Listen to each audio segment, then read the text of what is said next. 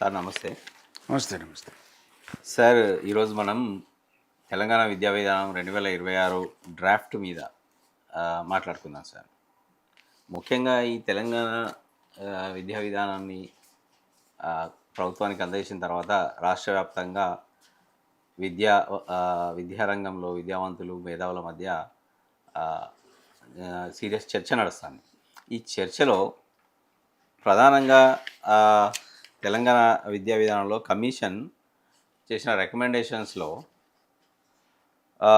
ముఖ్యంగా తెలంగాణ విద్య యొక్క విధానాన్ని వాళ్ళు అధ్యయనం చేసినారా, లేదా తెలంగాణ విద్యా విధానానికి ఒక అడ్మినిస్ట్రేటివ్ యాంగిల్లో రిపోర్ట్ రాసినారా అనుకుంటున్నారా? ఇప్పుడు మన తెలంగాణ విద్యా విధానానికి సంబంధించిన నివేదిక ఏవైతే గవర్నమెంట్కి ఆల్రెడీ సబ్మిట్ చేసిన తర్వాత it is no more a draft, it is a final report. Yes, but వాళ్ళు డ్రాఫ్ట్ అంటున్నారు. నో ఇట్ ఈస్ ఇప్పుడు పాలసీ చట్టం అయ్యేదాకా పాలసీనే అది. పాలసీ తర్వాత యాక్ట్ తర్వాత దానికి సంబంధించిన ప్లాన్ ఆఫ్ ఇంప్లిమెంటేషన్, తర్వాత ప్రోగ్రాము, ఇవన్నీ కంటిన్యూస్గా ఉంటుంది. దానికి ఇంప్లిమెంటేషన్లో అయ్యేటప్పుడు జరిగే పాలసీ రివ్యూ ఉంటుంది, పాలసీ చేంజెస్ ఉంటాయి. ఇవన్నీ కూడా ఇట్స్ ఎ ప్రాసెస్ ఒక రకంగా చెప్పానంటే. అయితే ఇప్పుడు మీరు అన్నట్టు ఈ విద్యా కమిషన్ అయితే నియమించారో ఆకునూరు మురళి గారు, ఐఏఎస్ ఆఫీసర్, ఆయన వారి ఆధ్వర్యంలో దీన్ని చేసిండ్రు. ఒకసారి వాళ్ళు SCERT వాళ్ళు కూడా ఒకసారి ఒక మీటింగ్ కండక్ట్ చేసి నన్ను పిలవడం జరిగింది. ఒకసారి చర్చలు ప్రిపేర్ కావడానికంటే ముందు. దాంట్లో PL విశ్వేశ్వరరావు గారు, మిగతా వాళ్ళు చాలామంది సభ్యులు ఉండేది.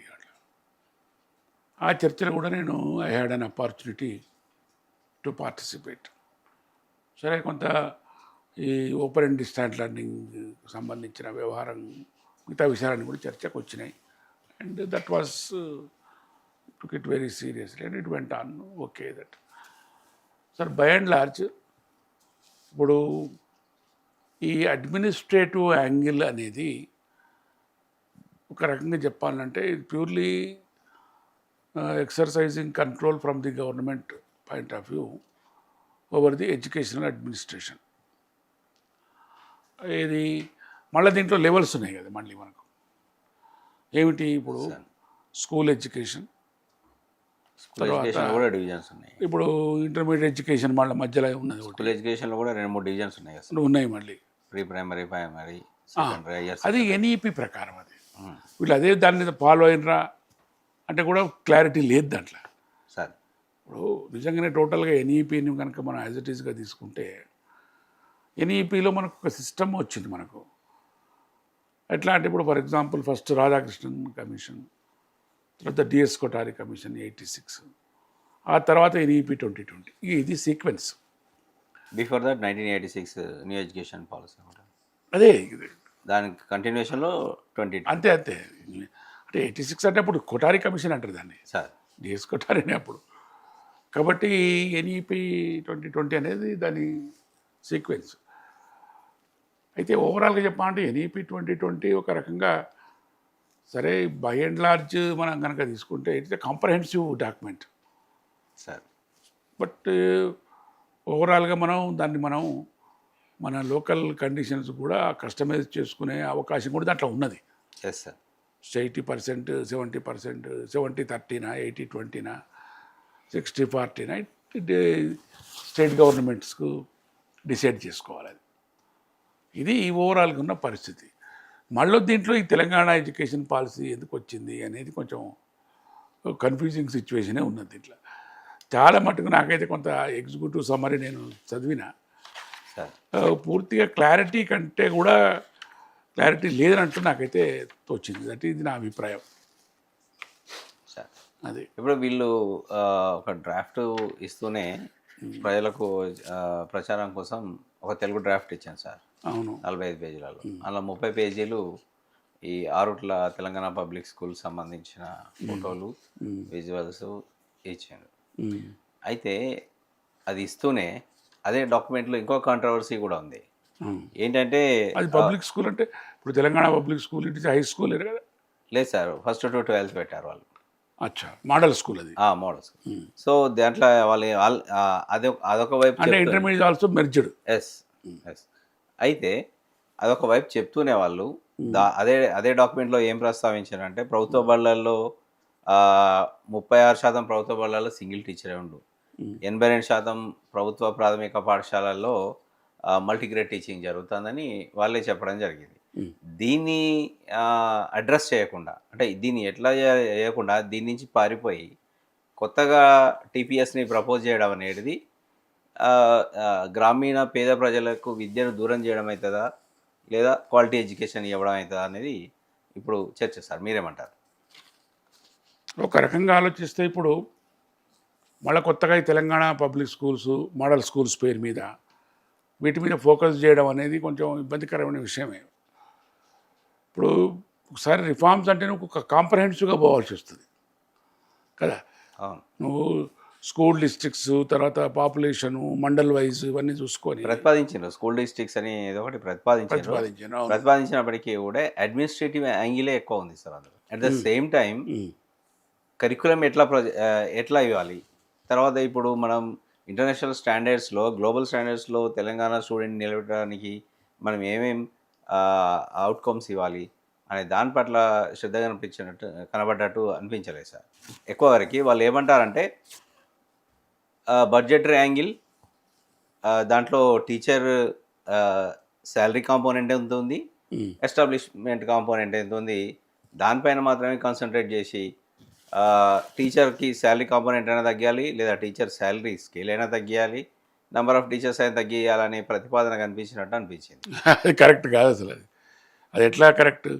ఇప్పుడు రేషనలైజ్ చేయాలి, ఓకే, టీచర్ పొజిషన్, కానీ జీతాలు తగ్గించడం అనేది తప్పు కదా.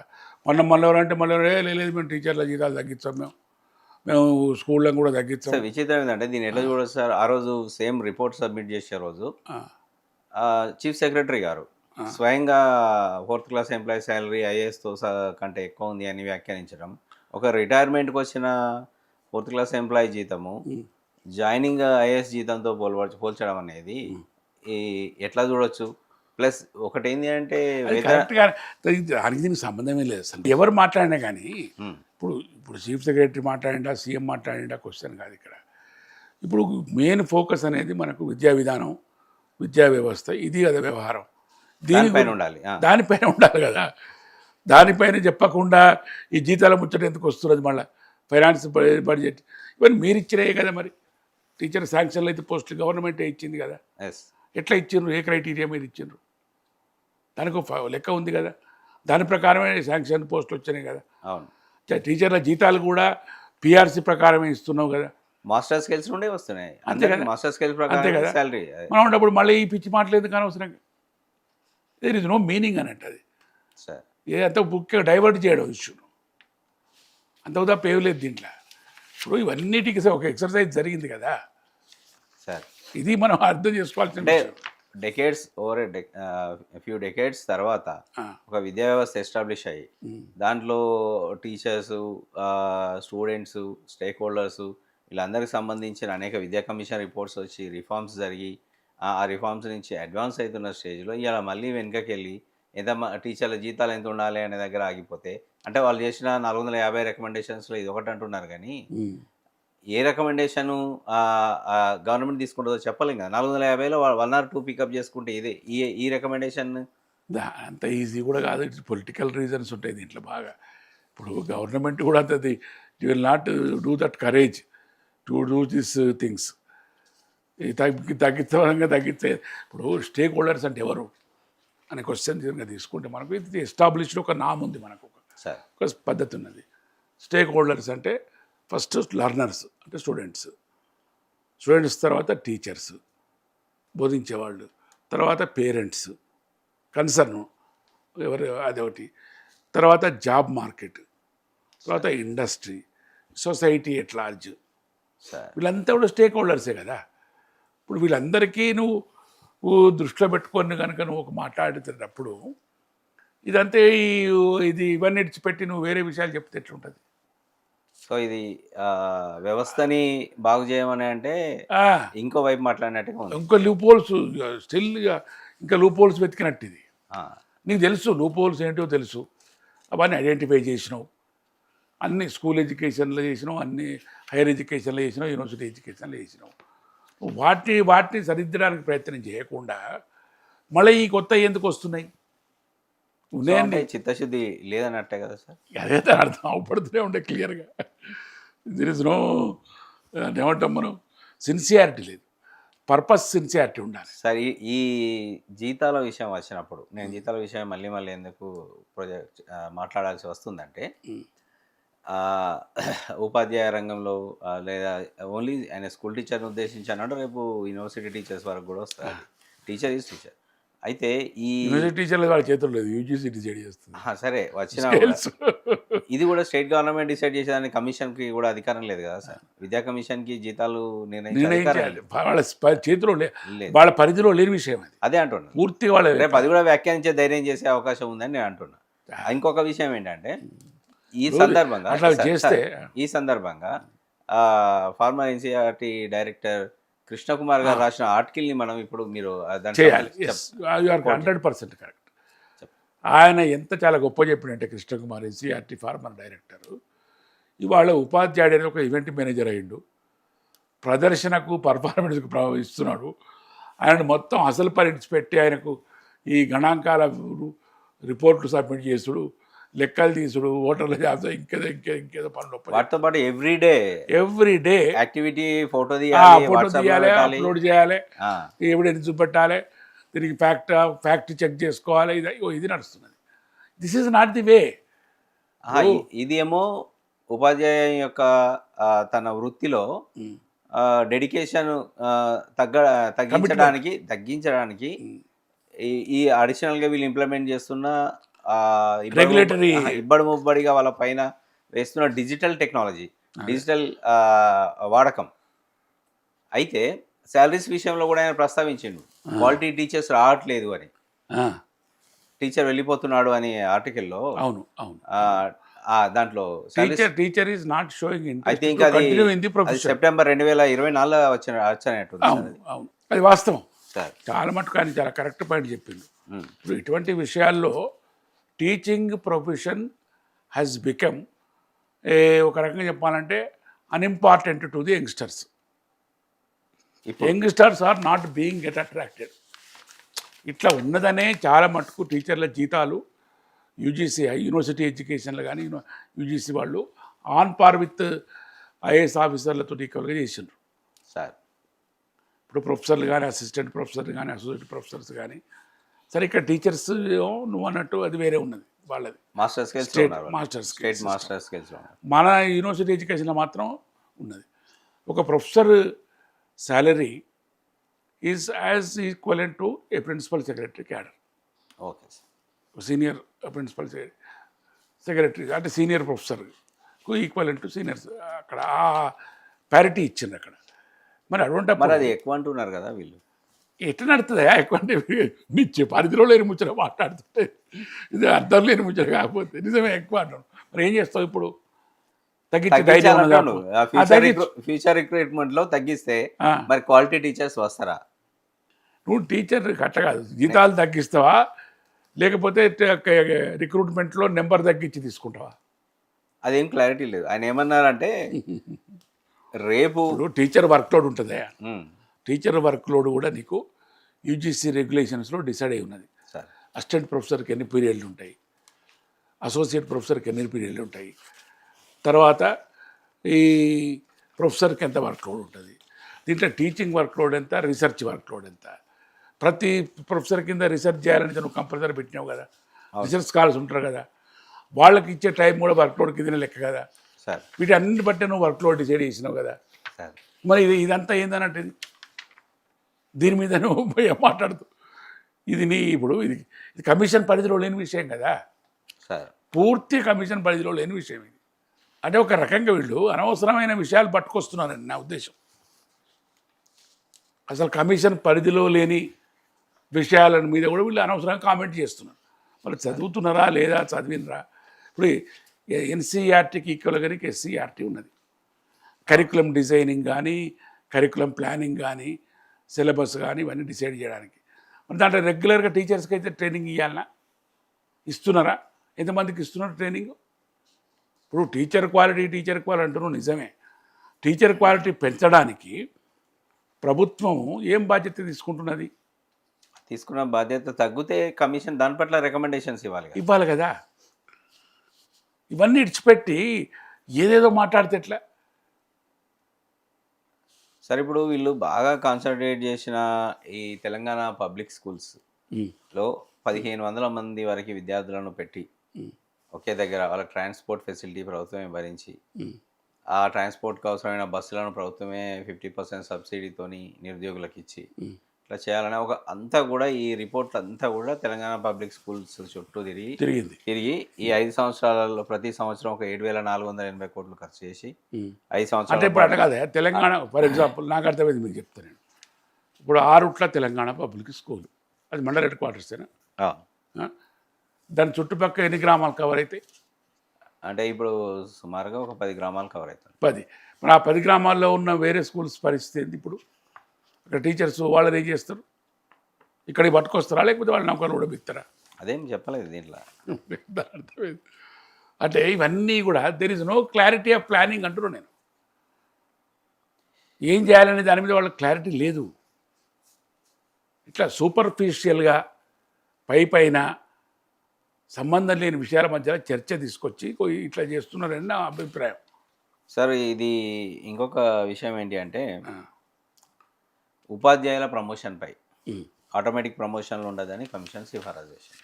మెరిట్ ప్రమోషన్ సిస్టంలో కూడా అసిస్టెంట్ ప్రొఫెసర్కు ఆ టైం కంప్లీట్ కాగానే సెలక్షన్ గ్రేడ్ వస్తుంది, తర్వాత సీనియర్ స్కేల్ వస్తుంది, సెలక్షన్ గ్రేడ్ వస్తుంది, తర్వాత అసోసియేట్ ప్రొఫెసర్ గ్రేడ్ రాగానే అక్కడికి పోతాడు.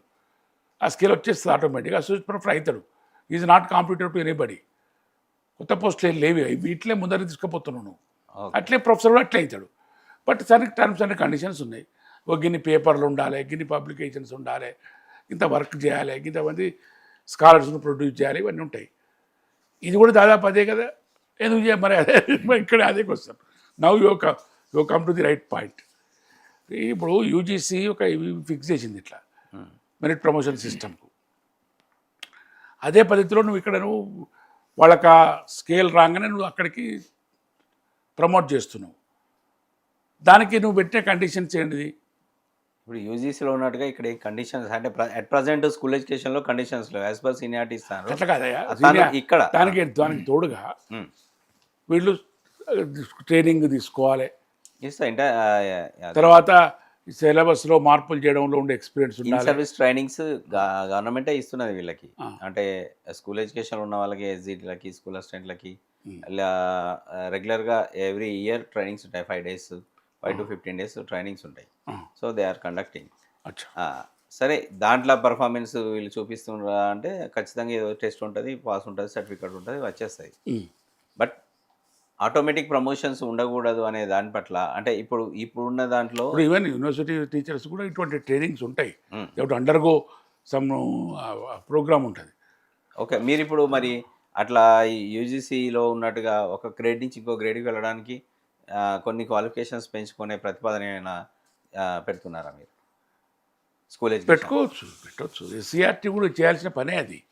సార్, ఇవన్నీ క్రైటీరియాస్ ఫిక్స్ చేయాలి, స్టడీ చేయాలి. వేరే ఎడ్యుకేషన్ సిస్టమ్స్ వేరే కంట్రీస్లో ఎట్లా ఉన్నాయో చూడాలి. చూసి స్టడీ చేసి అవి అడాప్ట్ చేసుకోవాలి మనకు అనుకూలంగా.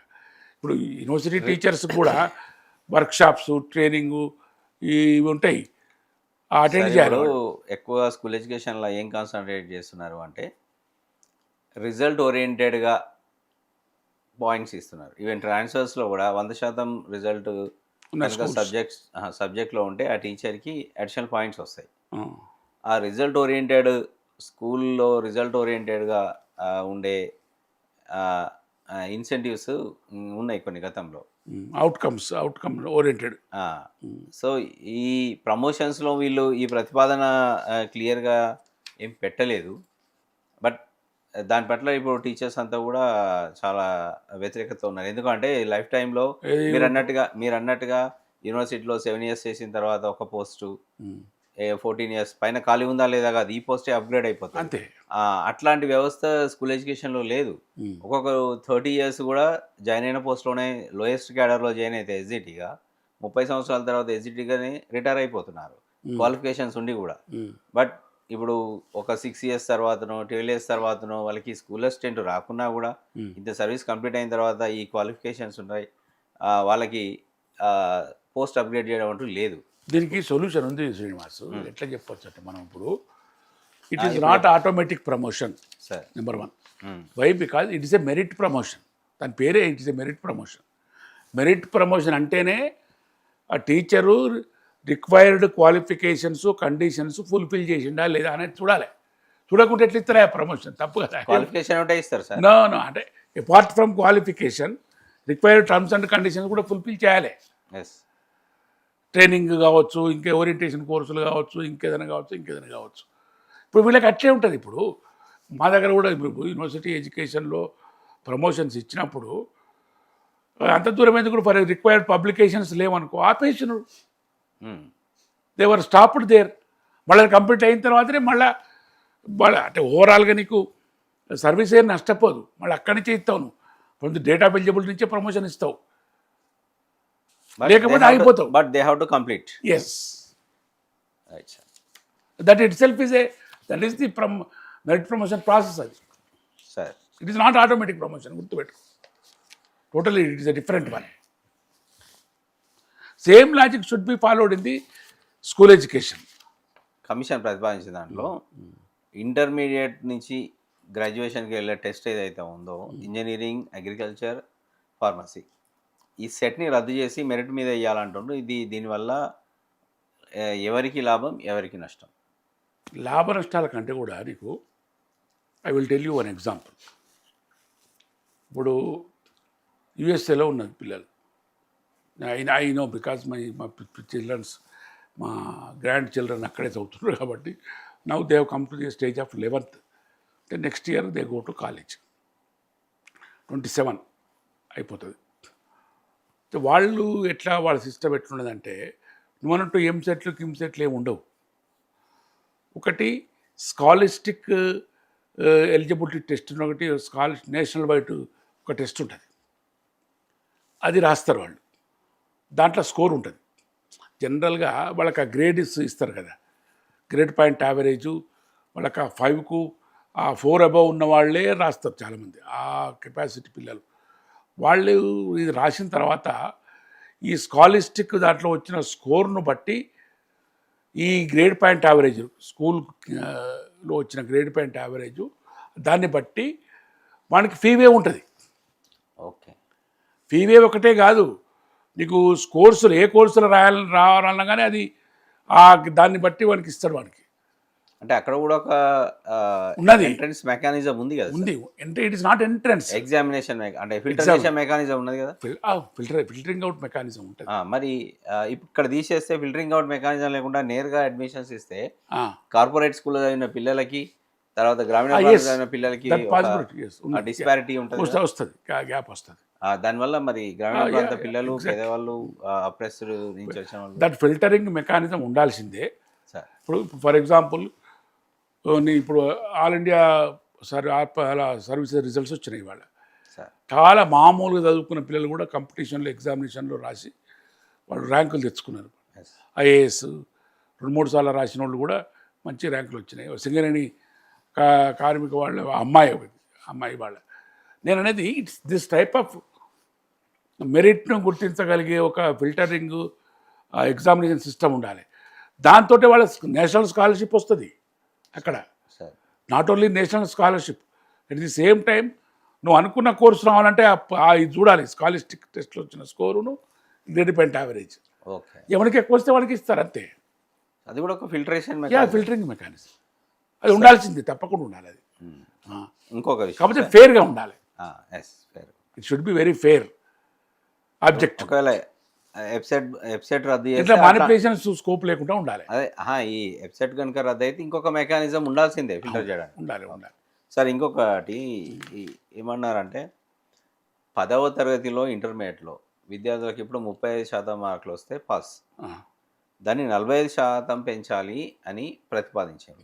ఇట్లా పాస్ మార్క్ పెంచడం అనేది క్వాలిటీని పెంచుతుందా లేక పేదవాడిని పాస్కు దూరం చేస్తుందా? ఇప్పుడు 35% మార్క్స్ నుంచి 45% మార్కులు పెంచొద్దు అని అంటున్నాం మనం.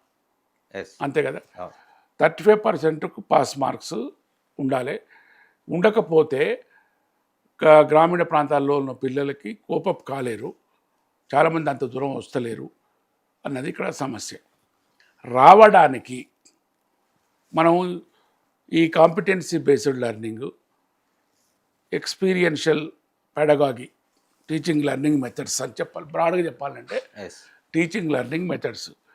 ఈ టీచింగ్ లెర్నింగ్ మెథడ్స్లో క్రిటికల్ థింకింగ్తో పాటు ఈ మిగతా ఇంప్రూవ్ చేయాలంటే ఏమైనా టూల్ ఉందా, దాన్ని మనం ఎట్లా, ఏదైనా స్కేల్ ఉందా, దాన్ని ఎట్లా మనం క్వాంటిఫై చేస్తాం, మార్క్స్ ఎట్లా ఇస్తాం,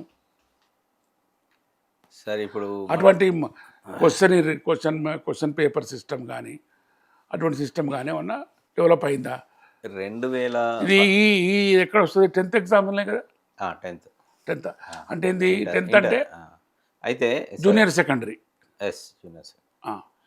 అయితే ఇక్కడ వాళ్ళు ప్రతిపాదించిన దాంట్లో ఏంటి అంటే 35-40% అనేది ఆ పాస్ మార్క్ అనేది ఒక క్రైటీరియా పెట్టింది కదా. దానివల్ల పాస్ మార్క్ పెంచినప్పుడు ఖచ్చితంగా ఇబ్బంది పడేది గ్రామీణ ప్రాంత విద్యార్థులు. ఫస్ట్ ఏం చేయాలంటే వీళ్ళ మధ్యలో ఉన్న వ్యత్యాసాలు తగ్గించాలి. గ్రామీణ ప్రాంతంలో ఉన్న విద్యార్థులకి, పట్టణ ప్రాంతంలో ఉన్న విద్యార్థులకి ఎడ్యుకేషన్ రీచ్, ఎక్స్పోజరు, మీరు చెప్పిన ఈ కాంపోనెంట్స్ ఎక్స్పోజరు గ్యాప్ను తీసేయాలి సార్. గ్యాప్ తీసేయాలని వీళ్ళు కూడా ప్రతిపాదించారు. తీసేయడానికి వీళ్ళు ఇచ్చిన ఓన్లీ సింగిల్ సొల్యూషన్ టీపీఎస్ వల్ల, టీపీఎస్ అంటే తెలంగాణ పబ్లిక్ స్కూల్స్, ఆ స్కూల్లోకి పోవాలి, అందరికి ఒక తీరు వస్తుంది అనేది ప్రతిపాదించారు. బట్ వాళ్ళు సంవత్సరానికి 200 స్కూళ్ళు ఇవ్వాలన్నారు. 5 ఏళ్ళ గవర్నమెంట్ మారితే ఏమవుతుందో తెలియదు, వీళ్ళు నిజంగా 200 ఇస్తారా లేదా తెలియదు. బట్ ఇప్పుడు ఉన్న విద్యార్థులకి 45% పెంచితే ఏమవుతుందంటే గ్రామీణ విద్యార్థులు తప్పకుండా నష్టపోతారు. రెండో విషయం ఏంటంటే గ్రాడ్యువల్గా ఓవర్ ఏ పీరియడ్ ఆఫ్ టైంలో 35% అనేది ఇప్పుడు కాదు, మొదటి నుంచి చాలా రోజుల నుంచి ఉన్నది. ఎప్పటి నుంచో ఉంది అది. ఇప్పుడు మా అప్పటి నుంచి కూడా 35%. ఎస్. పాస్ మార్కులు. పాస్ మార్క్ 35 తర్వాత ఎన్ని వస్తే అంతే లెక్క. First class, second class, minimum అయితే 35%, third class at least. Yes sir. అయితే ఈ పాస్ మార్కును తగ్గించడము, పెంచడం వల్ల క్వాలిటీ పెరగదు సార్. ఎగ్జాక్ట్లీ. మనం వాళ్ళకు ఇచ్చే orientation, teaching learning experiences, exposure, critical thinking, knowledge, ఎప్పుడైంది global thinking, advanced science and technology సంబంధించిన విషయాలకు వస్తే ఇవి మనం ఎంతవరకు వాళ్ళకి అందజేస్తున్నాం అనే దాని దగ్గరే చాలా గ్యాప్ ఉంది. ఆ ముఖ్యమైన విషయం ఏంటి అంటే ఇప్పుడు ఏం చేశారు, మన ప్రాంతంలోకి, మన ఎడ్యుకేషన్ సిస్టంలోకి టెక్నాలజీ ఇన్కల్కేట్ చేశారు. అదే కృష్ణకుమార్ చెప్పిన వ్యాసంలో చెప్పిన విషయం ఏంటంటే మీరు డిజిటల్ బోర్డ్స్ ఇవ్వడము, కంప్యూటర్స్ అప్లై చేస్తే అది క్వాలిటీ అయిపోదు. టీచర్ అక్కడ చాలా ఫ్రీడమ్తో పనిచేసి తన స్కిల్స్ని బట్టి పనిచేసే ఒక ఫ్రీడమ్ ఇవ్వాలి. ఇవ్వకుండా మీరు ఏం చేస్తున్నారు, ఇవాళ ఈ ప్రోగ్రామ్ చేయి, ఫోటోలది వాట్సాప్ పెట్టు, లేదంటే ఫోటోలది అక్కడ లొకేషన్ షేర్ చేసి ఏమంటారు జియో ట్యాగింగ్ చేసి పెట్టి ఇంత ప్రెజర్ పెట్టి ప్రతిరోజు వివిధ రకాల యాక్టివిటీస్. అసలు టెక్నాలజీ యూజ్ చేయమంటే స్కూళ్ళ మీద టెక్నాలజీ మొత్తం కుప్పలుగా పోసేస్తున్నారు. ప్రతి వారము అనేక కార్యక్రమాలు చేయాలి, ఫోటోలు తీయాలి, అప్లోడ్ చేయాలి, రిపోర్ట్ రాయాలి, అప్లోడ్ చేయాలి. ఇది ఎంత రెగ్యులర్ కరిక్యులం విషయంలో ఎంత డివియేషన్ జరుగుతుంది అనేది ఇప్పుడు టీచర్స్ అంతా ఎక్స్పీరియన్స్. ఉపాధ్యాయ వృత్తికి సంబంధించిన ఇన్వాల్వ్మెంట్, కమిట్మెంట్ లేకుండా చేయడంలో ఇటువంటి జరుగుతున్నది. ఇప్పుడు ఒకటి స్కూల్స్కు modern infrastructure, technology based infrastructure వద్దని కాదు. But at the same time దాన్ని టీచింగ్ లెర్నింగ్ మెథడ్స్లో వాడుకోగలిగే నైపుణ్యం కూడా ఉపాధ్యాయుడికి పెంచాలి. అది చాలా ఇంపార్టెంట్. ఆ నైపుణ్యం లేకుండా కూడా నువ్వు టెక్నాలజీని డంప్ చేస్తే లాభం లేదు. ఫర్ ఎగ్జాంపుల్ మనం ప్రతి మోడల్ పబ్లిక్ స్కూల్ కావచ్చు, హై స్కూల్ కావచ్చు, ఇప్పుడు అనుకున్న తెలంగాణ అనుకుందాం కాసేపు, ఏమంటున్నాం మనం, ఒక 5 యూనిట్స్ కంపల్సరీ ఉండాలి అనుకుంటున్నాం ప్రతి స్కూల్లో. ఒక ప్రిన్సిపల్ ఇప్పుడు చాలా రోజుల కింద చెప్తుండేది. ఒకటి లైబ్రరీ విత్ ఇది మనం తెలంగాణ వచ్చిన తర్వాత మనం రికమెండ్ కూడా చేసాం, రికమెండేషన్స్ ఒక 3 రౌండ్ టేబుల్స్ పెట్టి మనం పెట్టినాం. మనం తెలంగాణలో అందరు ఎక్స్పర్ట్స్ తో పెట్టి చేసినాం. దాంట్లో first very good library, physical library కాకుండా డిజిటల్ ఇంటర్నెట్ ఫెసిలిటీ తోటి డిజిటల్ లైబ్రరీ ఉండాలి. ఒక computer lab compulsory, computer training ఉండాలి with browsing facility and all that. రెండోది science labs, both biological and physical science laboratories, ఇవన్నీ 4. తర్వాత స్పోర్ట్స్ యూనిట్, వ్యాయామ విద్య, sports, yoga, ఇదంటే అన్నీ పెట్టవచ్చు ఇక, ఇవన్నీ కూడా యోగా అన్నీ. ఇంకోటి social service unit, NSS, national social service, understanding the surroundings of the school, social service ఎట్లా చేయాలి, ప్రజల సమస్యలు ఎట్లా అర్థం చేసుకోవాలి, వాళ్ళకు మనం ఎటువంటి సొల్యూషన్స్ ఇవ్వచ్చు, ఇవన్నీ. ఈ 5 యూనిట్లు కనుక గట్టిగా ఉంటే ఇవన్నీ ఆటోమేటిక్ వీడికి క్రిటికల్ థింకింగ్ ఇవన్నీ వస్తాయి పిల్లలకు. రాకపోవడానికి సమస్య లేదు. At the same time we are in not infrastructure, human resource development మీద ఫోకస్ చేయాలి. What is human resource development అంటే టీచర్ అండ్ స్టూడెంట్, ఇది ఇంటర్లింక్డ్ ఈ 2 కూడా. ఇప్పుడు ఇవాళ ఎస్ఎస్ మంతా కూడా రాసిన వ్యాసంలో మనకు ఒక కాన్సెప్ట్ శిక్షా దీక్ష అనే ఒక కాన్సెప్ట్ చెప్పిండు. ఈ శిక్షా దీక్షలో శిక్షణతో పాటు విద్య ఇవ్వడంతో పాటు వాళ్ళకు ఒక కమిట్మెంట్, ఒక దీక్ష, value based education, value orientation తీసుకోమంటే ఒక దీక్షలాగా. ఇప్పుడు అయ్యప్ప దీక్ష పడితే 40 రోజులు ఉంటారు కదా, అట్లనే మనకు ఒక దీక్ష, అట్లా విద్య వచ్చేదాకా సరి అయిన విద్య సమాజానికి ఉపయోగపడే దీక్ష 2 ప్యారలల్గా జరగాలి. అంటే ఏంది, హ్యూమన్ రిసోర్స్ మీద, టీచర్స్ మీద ఎక్కువగా వాళ్ళకు ఫోకస్ చేసి వాళ్ళ నాలెడ్జ్, స్కిల్స్ కంటిన్యూస్గా అప్గ్రేడ్ కావాలి. కంటిన్యూస్గా అప్గ్రేడ్ అయితేనే నువ్వు పిల్లలకు వాళ్ళని అప్గ్రేడ్ చేయగలవు, వాళ్ళను పెంచి. ఈ సిస్టమ్ అనేది ఒక నిరంతరమైన ప్రక్రియ. ఏదో పైసలు ఉన్నాయి కానీ బడ్జెట్ అలాట్ చేసి వైట్ బోర్డు కొనిస్తాం, ఇంకేదో కొంటే అక్కడ పెడతాం, వాడు యూజ్ చేసినా యూజ్ చేయకుండా అవి పాడైపోయినా వాడు మేము పట్టించుకోమంటే నడవదు. That is not some schools. ఇప్పుడు ఈ విషయంలో ఏంటి అంటే సార్, తెలంగాణ వచ్చిన తర్వాత స్కూల్స్కి డిజిటల్ బోర్డ్స్ వచ్చినాయి. ఇంకొకటి ఏం జరిగిందంటే సార్, తెలంగాణ వచ్చిన తర్వాత మాతృభాషకు సంబంధించి కొంత వర్క్ జరిగింది. తర్వాత ఇంగ్లీష్ మాధ్యమాన్ని పూర్తిగా ఇంట్రడ్యూస్ చేసిండ్రు ప్రజల డిమాండ్ మేరకు. కానీ బిఫోర్ దట్ కొన్ని మంచి విషయాలు జరిగినాయి. అంటే ఎన్ఈపి 2020 కంటే ముందే తెలంగాణలో స్థానిక భాషలలో 1వ తరగతి 2వ తరగతి 7 స్థానిక భాషలు, లంబాడ, గోండు, ఇట్లా 7 భాషలలో వాళ్ళ మదర్ టంగ్తోని మల్టీలింగ్వల్ బుక్స్ తయారు చేయడం అనేది తెలంగాణ వచ్చిన తర్వాత జరిగిన ఒక మంచి వర్క్. తర్వాత ఏం జరిగింది అంటే, నేను ఎన్ఈపి 2020 చదివే నాటికే, అంటే దాన్ని చూసే నాటికే, బిఫోర్ దట్ ఏమైందంటే టోటల్గా లోకల్ కాంటెక్స్లో పుస్తకాలలో పాఠ్యాంశాల మార్పిడి జరిగింది. దీనికి ఎస్సీఆర్టీ వాళ్ళని, తర్వాత ఎడ్యుకేషన్ డిపార్ట్మెంట్లో ఉన్న ప్రొఫెసర్స్ని, వీళ్ళందరినీ ఇన్వాల్వ్ చేసి చేయడం జరిగింది. అట్లా కనుక ఒక సమగ్రంగా కనుక చర్చ జరిగి ఉంటే ఇవాళ టీఈపీ, తెలంగాణ ఎడ్యుకేషన్ పాలసీ 2026 చాలా ఫ్రూట్ఫుల్గా వచ్చేదని నా అభిప్రాయం. ఎగ్జాక్ట్లీ. అట్లా జరగకుండా పైపైన రావడం, ఒక అడ్మినిస్ట్రేటివ్ విషయాలు, బడ్జెటరీ విషయాలను మాత్రమే ఇటు అటు త్రాసులో పోసి పోయడం వల్ల ఇది ఇన్బ్యాలెన్స్గా కనబడుతుంది. సార్, ఇప్పుడు దీంట్లో ఒక క్వశ్చన్ ఏంటి అంటే, ఆకునూరు మురళి గారు ప్రెస్ మీట్ పెట్టారు మొన్న. ప్రెస్ మీట్ పెట్టి తెలుగు భాషలో ఈ పదం ఉందా, రైలుని ఏమనాలి, బస్సుని ఏమనాలి, ఇట్లాంటి క్వశ్చన్స్ అడగడం అనేది ఎట్లా చూడాలి సార్ మనం? ఉండవు. ఇప్పుడు అట్లా కాదు, ఏ భాష అయినా కానీ. ఇప్పుడు మనం ఒక అర్థం చేసుకోవాల్సిన విషయం ఏమిటంటే, ఇప్పుడు భాష అనేది ప్యూర్గా అట్లే ఉండదు. చాలా భాషలు వచ్చి కలుస్తాయి. ఇప్పుడు మన తెలుగులోనే ఉర్దూ మిక్స్ ఉన్నది, తర్వాత ఇంగ్లీష్ మిక్స్ ఉన్నది, రకరకాల పదాలు వాడుతున్నాం మనం. ఇప్పుడు రైల్వే స్టేషనే అంటాం మనం. రైల్వే స్టేషన్ అంటే రాకుంటే దాని సంస్కృతంగా దోమ శకట ఆగమన నిగమన కేంద్రం అని అంటావా? అంటున్నాడు ఎవడన్నా? అన్నారు. మరి అయిపోయా. వెరీ సింపుల్ కదా.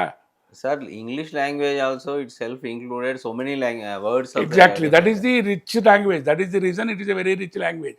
కాబట్టి ఇప్పుడు ఇంగ్లీష్ లాంగ్వేజ్లో నీకు ఫ్రెంచ్ వర్డ్స్ ఉన్నాయి, లాటిన్ వర్డ్స్ ఉన్నాయి, గ్రీక్ వర్డ్స్ ఉన్నాయి, తర్వాత అన్ని మిగతా కొన్ని జర్మన్ వర్డ్స్ కూడా ఉన్నాయి.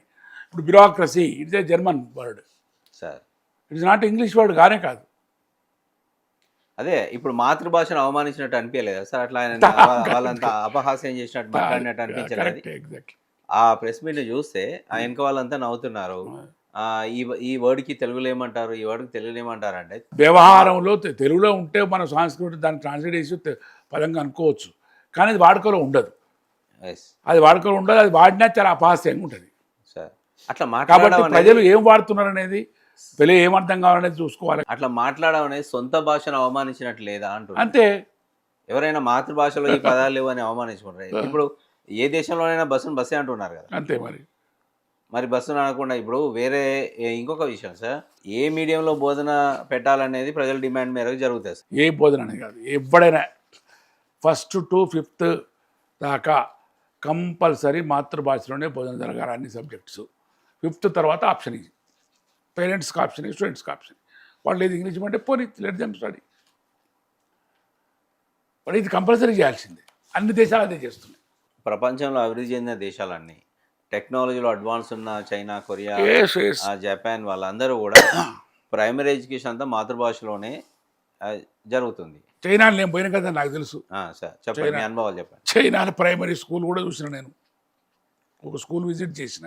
Sir compulsory 1st to 6th దాకా వాళ్ళ లాంగ్వేజ్, తర్వాతనే ఇంగ్లీష్ ఇంట్రడ్యూస్ చేశారు sir as a language. Telangana education పాలసీలో డిస్ట్రిక్ట్ స్కూల్ డిస్ట్రిక్ట్స్ అని ప్రతిపాదించారు, కానీ ఇప్పటికి ఆల్రెడీ స్కూల్ కాంప్లెక్సెస్ ఎస్టాబ్లిష్ అయిపోయినాయి.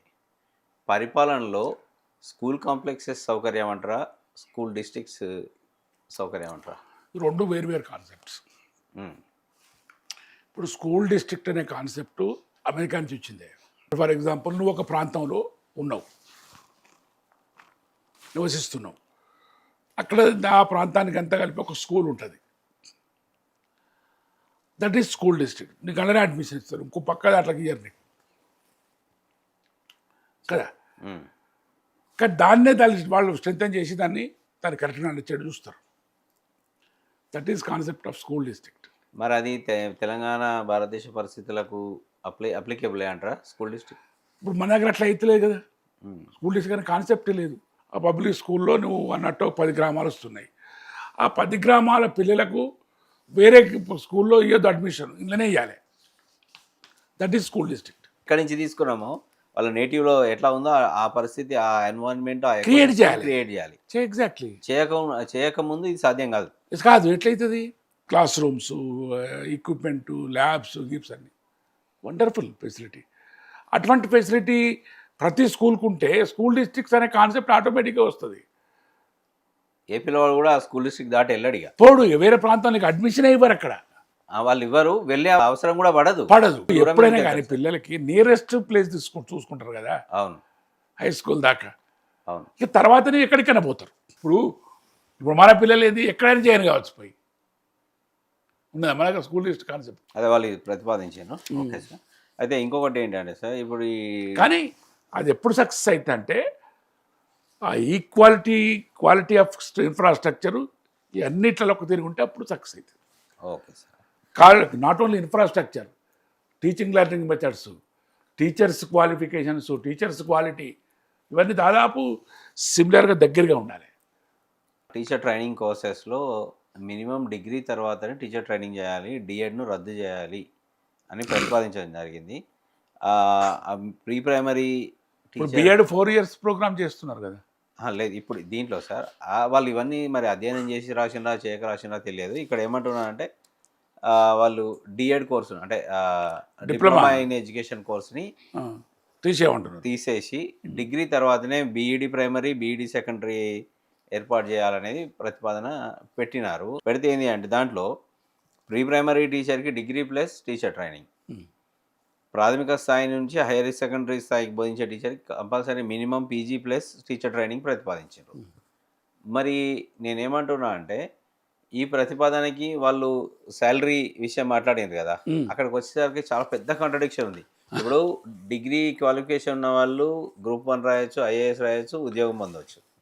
కానీ ఇక్కడ మీరు ప్రాథమిక స్థాయి టీచర్ కావాలంటే కూడా పీజీ క్వాలిఫికేషన్ పెట్టి ఆ పీజీ క్వాలిఫికేషన్ ఉన్న టీచర్కి జీతం తగ్గించాలని ఫ్యూచర్ రికమెండేషన్ చేస్తే ఈ ఎట్లా ఈ ఇన్కన్సిస్టెంట్, హైలీ ఇన్కన్సిస్టెంట్ రికమెండేషన్ అది కలవదు అట్లా. అంటే చాలా వ్యతిరేకత వస్తుంది కూడా దీనివల్ల. కాదు, రీజనబుల్ కాదు, అంటెనబుల్ అంటారు దాన్ని సార్. అంటెనబుల్ నిలవదు సార్, రేపు కోర్టు పైన నిలవదు. రేపు ఉపాధ్యాయ సంఘాలు ఇట్లా ఊరుకుంటాయా? ఇంత జిగ్జాగ్ గా ఇంత కాంట్రవర్సీస్తో ప్రతిపాదనలు తయారు చేయడం అంటే కరెక్ట్. అసలు మా మిత్రుడు, మా ఉపాధ్యాయ సంఘం మిత్రుడు ఒకరు ఏం చెప్పిందంటే, ఇప్పుడు మన ల్యాప్టాప్ ఉంటే కూడా చెక్ చేయొచ్చు, మొత్తం ఈ ఎడ్యుకేషన్ పాలసీని చాట్‌జీపీటీకి ఇస్తే ఏం చెప్తుంది అని,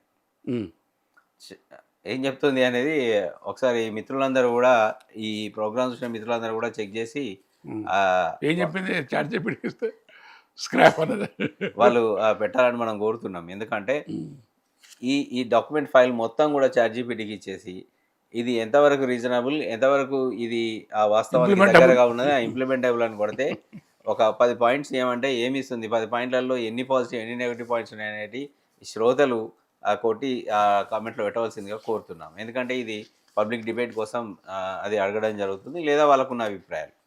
తర్వాత సార్, ఇప్పుడు మనం కొన్ని మండలాలు చూసినాం సార్. ఇప్పుడు ఈ టీపీఎస్ దగ్గరికి వద్దాం. టీపీఎస్ చుట్టూ తిరిగిన వ్యవస్థ తెలంగాణ పబ్లిక్ స్కూల్కి 1500 స్ట్రెంత్, ఇదంతా ఇన్ఫ్రాస్ట్రక్చర్ బాగుంది, అయిపోయింది.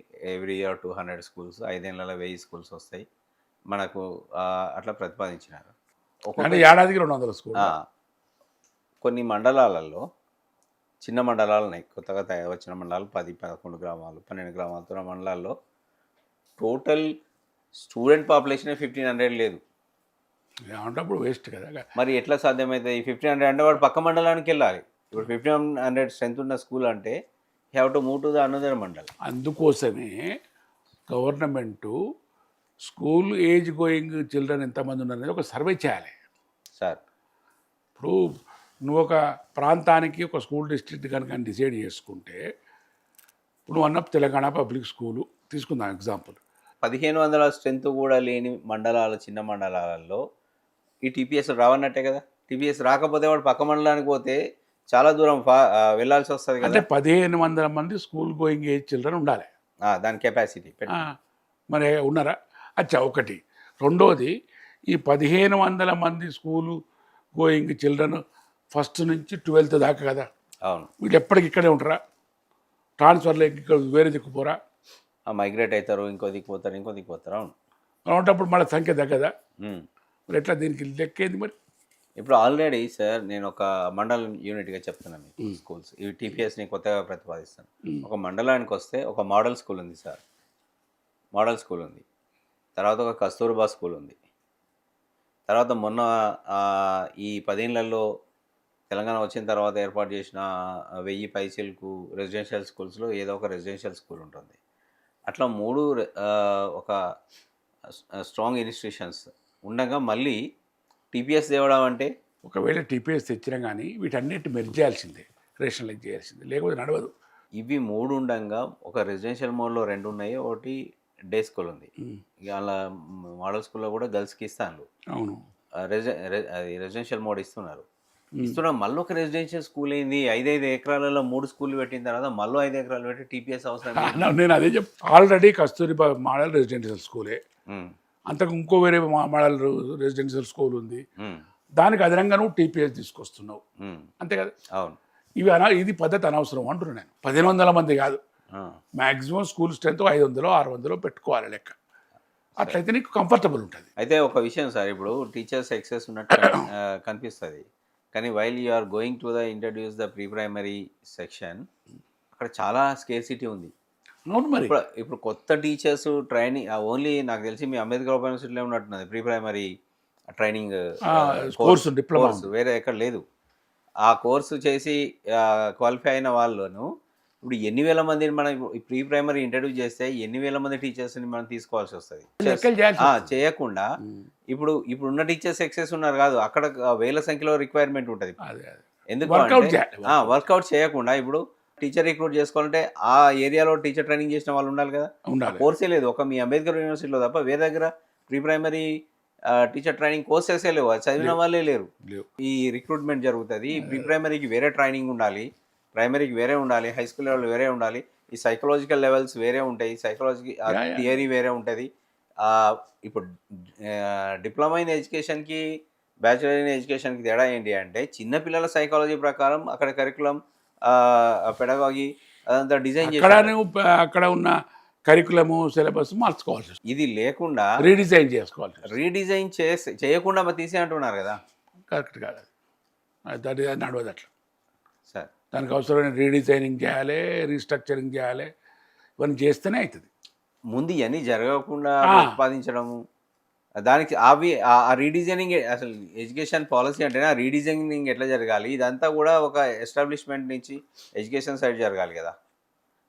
దాంట్లో ఈ ప్రతిపాదనలు ఎట్లా చూడవచ్చు మనం? లూజ్గా చేసినట్లు లెక్క, దాంట్లో సీరియస్గా ఎక్సర్సైజ్ ఎఫర్ట్ జరగలే. That is not correct. దానివల్ల మనకు పర్పస్ సర్వ్ కాదు. అంటే we should doubt the sincerity of the purpose of the report. UG PG కనీస ఉత్తీర్ణత శాతం 50కి పెంచాలని రికమెండేషన్ చేయడం జరిగింది. దీనిపై మీ అభిప్రాయం? అనవసరం.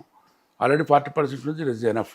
విద్యా ప్రమాణాలు పెంచడానికి మార్కుల పాస్ పర్సంటేజ్ పెంచాలా, లేకపోతే ఇన్ఫ్రాస్ట్రక్చర్ హ్యూమన్ రిసోర్సెస్ పెంచాలా? హ్యూమన్ రిసోర్స్ డెవలప్మెంటే ఫోకస్ కదా, పాస్ పర్సంటేజ్ కాదు. వాళ్ళకున్న మనం అనుకుంటున్న ఇప్పుడు మా 21st century స్కిల్స్ ఉన్నాయి చూసినరా, క్రిటికల్ థింకింగ్ కావచ్చు, లేకపోతే reasonable rationality thinking, analytical skills, ఇవన్నీ పెరగాలి. సోషల్ కన్సర్న్, ఎథికల్ వాల్యూస్, ఇవన్నీ కూడా పెరగాల్సి వస్తుంది. ఎట్లా తెలంగాణ విద్యా విధానాన్ని మనం అభివృద్ధి చేసుకుంటే బాగుంటుంది సార్? అయితే ఇప్పుడు ట్రాన్స్ఫర్మేటివ్ ఎడ్యుకేషనల్ రిఫార్మ్ పాలసీ అనేది ఒక concept that is discussed in the NEP also. ఇప్పుడు transformation is the crucial point ఇక్కడ. ఏంటిది ట్రాన్స్ఫర్మేషన్ అంటే ఇట్ ఈస్ వైడర్, అంటే ఫ్యూచరిస్టిక్ సొసైటీ, అంటే గ్లోబల్ లింకేజ్, గ్లోబల్ కనెక్టివిటీ, తర్వాత economy, social development, ethical values of the person or learner, ఇవన్నీ కూడా they will become the central point. ఈ transformative oriented outcome రావాలంటే పాలసీ కూడా దాని డైరెక్షన్లో ఉండాలి, ఎడ్యుకేషన్ పాలసీ.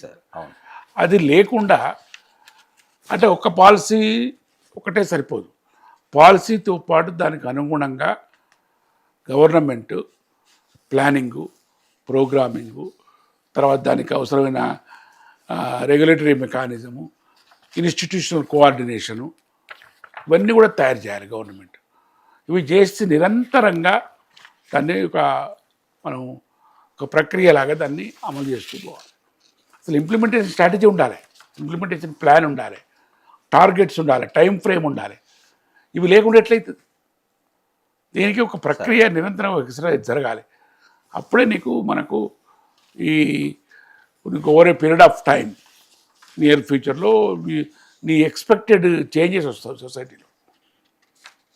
నువ్వు అనుకున్న మార్పులు రావాలంటే ఇదంతా జరగాలి. ప్రత్యామ్నాయము అంటే ఇప్పుడు మనం ఫ్యూచర్ రెడీ స్కిల్స్ని దృష్టిలో పెట్టుకొని ప్రత్యామ్నాయ విధానాన్ని రూపొందించుకోవాల్సి ఉంటుంది. అంటే ఎన్ఈపికి రాకముందే, ఎన్ఈపి 2020కి ముందే ఇవి జరిగినాయి మన దగ్గర. సార్ తర్వాత ఎన్ఈపి వచ్చిన తర్వాత ఎన్ఈపిని దృష్టిలో పెట్టుకొని వాటిని కొన్ని మళ్ళీ 18 కస్టమైజ్ రకాల స్థాయి పత్రాలు ఏదో తయారు చేసి బుక్స్ తయారు చేసుకున్నప్పుడు క్రైటీరియా పెట్టుకున్నారని అవును విన్నాను. కరెక్టే. తెలంగాణ నేటివిటీకి అనుగుణంగా ఆ పుస్తకాల ను పునర్ముద్రించుకోవడం, పునర్రచించుకోవడం Yeah, అనే exactly. ప్రక్రియ జరిగింది. జరిగింది. ఇప్పుడు ఏ ప్రభుత్వం అయినా కానీ డెమోక్రసీలో ప్రజాస్వామ్యంలో అంతకుముందు చేసిన ప్రభుత్వం యొక్క మంచి పనులను కొనసాగించడమే కరెక్ట్. సార్ పూర్తిగా ఏదో బ్లైండ్గా ఆపోజిషన్ తోటి వాడు చేసిన అన్ని రద్దు చేస్తా మళ్ళీ కొత్తవి పెడతానని తప్పు. ఇట్లా కొన్ని పనులు వీళ్ళు చేస్తున్నారు, అది మంచిది కాదు, సార్ ఎవరికి మంచిది కాదు. తెలంగాణ తల్లి విగ్రహం మార్చుడు, ఎడ్యుకేషన్లో కూడా ఇప్పుడున్న రెసిడెన్షియల్ స్కూల్స్ రద్దు చేస్తాం అనే ప్రతిపాదన కూడా ఉన్నట్టు వింటున్నాం. ప్రస్తుతం ఎందుకు నడుస్తుంది. రద్దు చేయాలి, చేయాల్సిన అవసరమే ఉన్నది వాటిని. ఇప్పుడు ఇవన్నీ రద్దు చేసి టీపీఎస్కి వెళ్తే అది బెటర్ అనే ఒక ఆప్షన్. ఎంత బడ్జెట్ స్పెండ్ చేయాలి? నువ్వు 1.85 లేదు నీకు, సార్ 6% పెంచాలి. సార్ పెంచమని చూద్దాం, సార్ వద్దన్నా మమ్మల్ని.